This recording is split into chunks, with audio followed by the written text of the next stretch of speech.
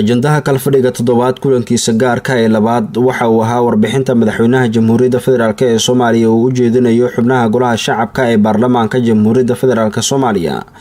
Waxaan rabaa inaan guddoonka golaha shacabka ee xildhibaanada sharafta leh aan uga mahadceliyo shaqadii wanaagsaneyd ee aad meel mariseen muddadii 3 sano iyo barka ahayd iyo howlaha baaxadaha leh ee aad suurtageliseen oo ay ugu horeeyaan shuruucda hortabinta u leh dawlad dhisidda Soomaaliya sida sharciga doorashooyinka iyo shuruucda kale. sanadkan 2020 wuxuu ku bilowday duruufo adag oo hakad geliyay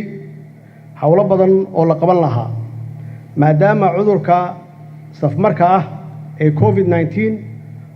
uu saameeyay dhammaan caalamka iyo dunida intiisa kale. sidaas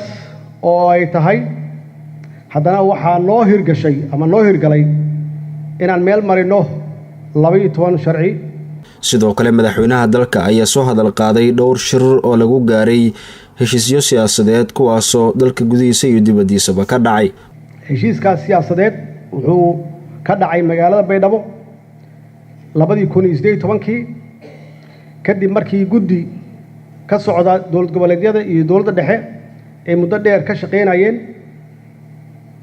shirkii ka horeeyay oo London ka dhacayna communiquegiisii uu ku yaalay in dalka uu aado qof iyo cod 2021. shirkii ku xigay oo aan wada tagnay oo Brussels isna Belgium ka dhacay oo European Unionka kadib markii aan heshiiskii siyaasadeed aan ku gaarnay Baydhabo oo aan tagnay waa bogaadiyeen beesha caalamka waa bogaadiyeen wayna ballan qaadeen inay garab istaagaan qof iyo cod communiquegoodiina waa ku qoreen. kadibna waxa xukuumaddu ay diyaarisay sharcigii markay dhamaysana waxay keentay baarlamaanka labada aqal waana ansixiseen. macnaheedu waxay tahay heshiiskii siyaasadeed waa la soo gaaray waa soo dhamaaday. kan waxa weeye heshiiskii siyaasadeed part 2 oo kii hore laga dhigayo waxaan jirin. inkastoo ay dooduhu kala fogaayeen dowlad goboleedyada qaar ay aaminsanaayeen ayna aad ugu dhageen in doorashada hadda dhacaysa inuu noqdo kii 2016 ahaa oo dadbanaa. annaguna aan la tagnay meesha ana ku adkaysanay in doorashada loo baahan yahay inay ahaato doorashadii sharciga laga sameeyay horeyna loogu heshiiyey in la meel mariyo oo heshiiskii shalay la galay aan la jabinin. mudane maxamed cabdulaahi farmaajo madaxweynaha Jamhuuriyadda Federaalk ee Soomaaliya ayaa ugu dambeyn cadeeyay in talo walba oo dalka lagu hagayo uu go'aankeedu leeyahay golaha shacabka isla markaana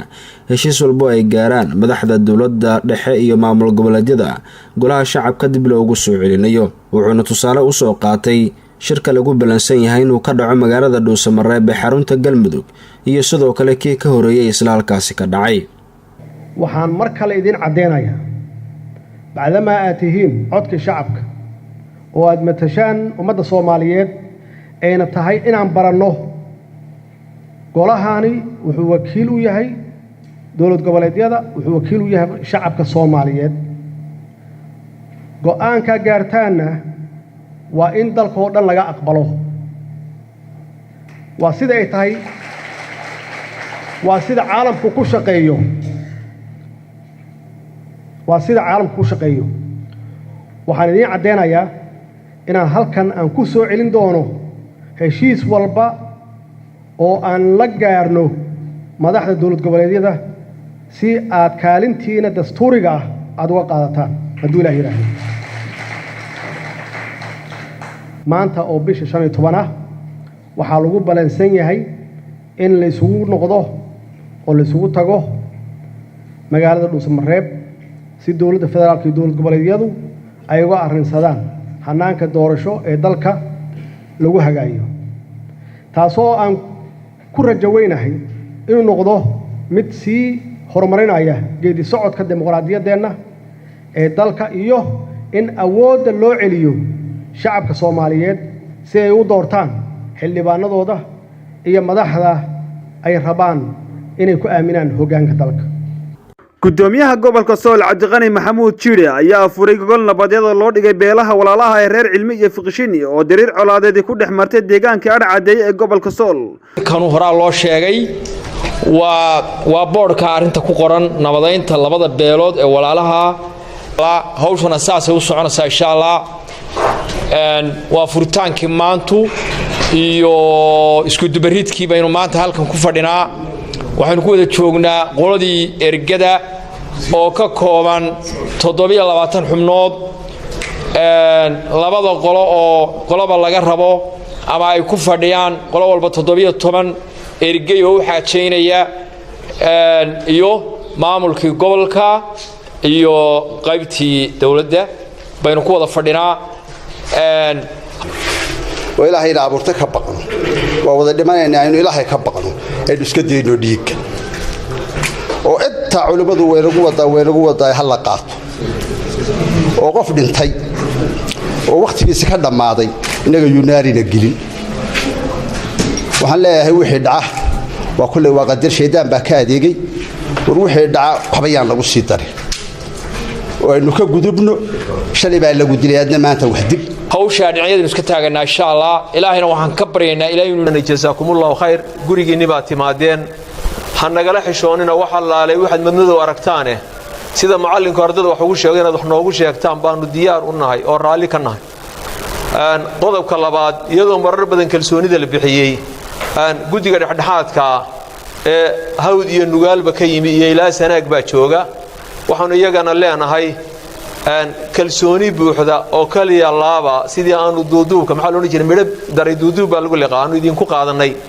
taana ka shiina xuma ka haddaanu nahay culimada gobolka Sool waxaanu idinka mahad celinaynaa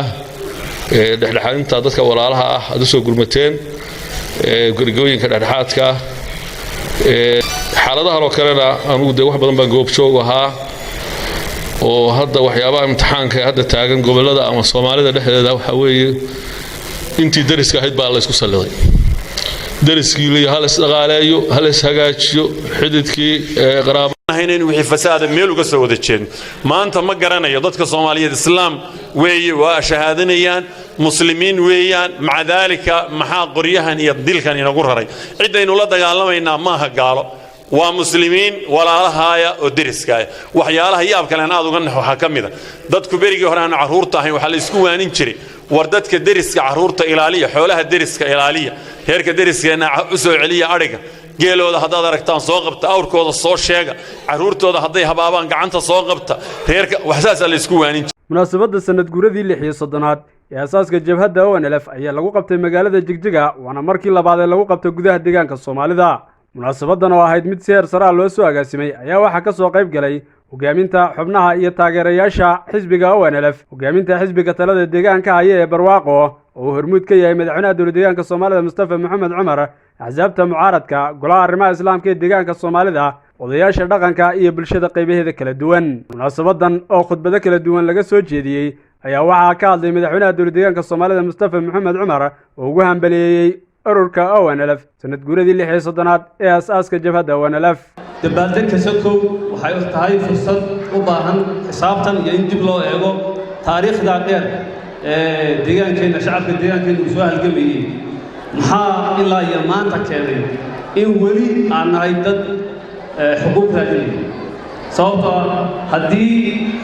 aan guulaysan lahayn oo wixii aan rabnay aan ku guulaysan lahayn boqolkaas sano ee halgankaa ku jirnay maanta fursad sidoo kale oo sanad guuro weli barbarkeedu aan aaminsanahay wixii aan maynaan joogneed waxaynu joogi lahayn maalin ka duwan maalinka marka waxaan qabaa inay habboon tahay in si wanaagsan niyad furan isu weydiiyo maxaa inaga khaldamay maxaa inoo hagaagay si jihada aan qaadayno hadda kadibna ay u noqoto mid aan kaga leexano wixii khaldanaa isla markaana aan ku sii xoojinno wixii saxsanaa wafdigan ballaaran uu hogaaminayo madaxweynaha dowlad goboleedka Koonfur Galbeed ayaa soo gaaray magaalada Dhuusamareeb ee caasimadda dowlad goboleedka Galmudug waxaana garoonka diyaaradaha Ugaasnoor ku soo dhaweeyay madaxweynaha maamulka Galmudug iyo ku-xigeenkiisa iyo sidoo kale xildhibaano iyo wasiirro ka tirsan dowlad goboleedka Galmudug iyo qaybaha kala duwan ee bulshada soo dhaweyn kadib ayaa loo soo galbiyay xarunta madaxtooyada dowlad goboleedka Galmudug halkaas oo kulan gaaban madaxdu ay ku wada qaateen madaxweynaha dowlad goboleedka Galmudug Mudane Axmed Cabdi Kaariye Qorqoor ayaa waxa uu ku soo dhaweeyay xarunta madaxtooyada dowlad goboleedka Galmudug madaxweynaha maamulka Koonfur Galbeed madaxweyne soo dhawow aad baan ugu faraxsanahay inaad soo gaartay sidii ballanku ahaa ama ay ahayd shirkii 15 bisha August halkan loogu ballansanaa oo madaxda dowladda federaalka Soomaaliya iyo dowladaha xubnaha ka ah dowladda federaalka ku ballansanaayeen inaad noqotay madaxweyne nagu soo horeeyay oo soo gaaray si gaar ah kaga mahadcelinayna aad ugu faraxsan soo dhawow madaxweyne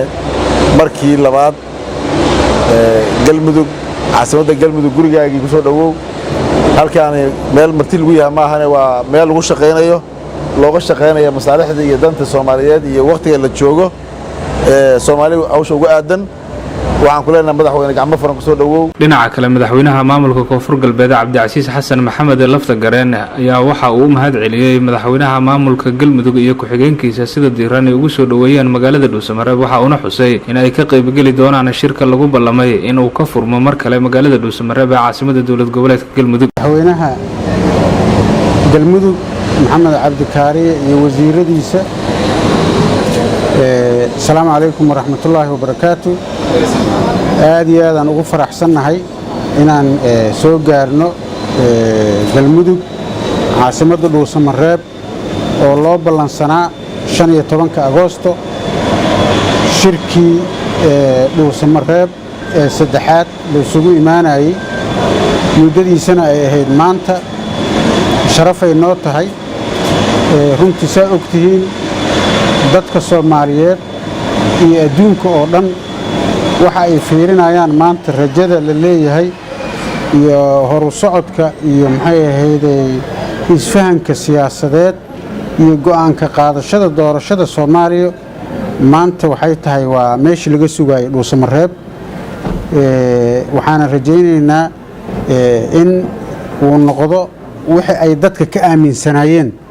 dadka Soomaaliyeed oo na sugayo shacabka iyo siyaasiyiintaba inay ka soo baxaan waa nimid shirkii baan u nimid waana naftarkayga sharafay ii tahay inaan noqdo ninka ugu horeeyay oo ugu soo hormaray marqaati hay ahaato Soomaali ilaahayna marqaati iga ahaado inaan ballanta 15kii lagu ballamay aan fuliyay halgalkan ay sameeyeen ciidanka booliiska gobolka Nugaal ayaa lagu soo qabtay mukhadaraad kala duwan mukhadaraadkaas oo ka kooban xashiishad iyo khamri waxaana mukhadaraadkan la soo qabtay xilligii uu ahaa taliyaha qaybta gobolka Nugaal ahna taliyaha madaxtooyada Puntland Cabdiqaadir Jaamac Dir waxaana madasha lagu gubay mukhadaraadkan goobjoog ah taliyihii hore qaybta gobolka Nugaal ahna taliyaha madaxtooyada Puntland Cabdiqaadir Jaamac Dir xiriyaha gobolka Nugaal iyo taliyaha ku-xigeenka qaybta gobolka Nugaal Cismaan Maxamuud waranti madasha waxa ka hadlay taliyihii hore qaybta gobolka Nugaal ahna taliyaha madaxtooyada Puntland Cabdiqaadir Jaamac Dir waxa lagu baleynaayo ama lagu dhibaateynayana waa caruurta iyo gabdhihii yararka ah iyo wiilashii yararka ah dad iyagu xumaaday baa rabay inay si fasahaadiyaan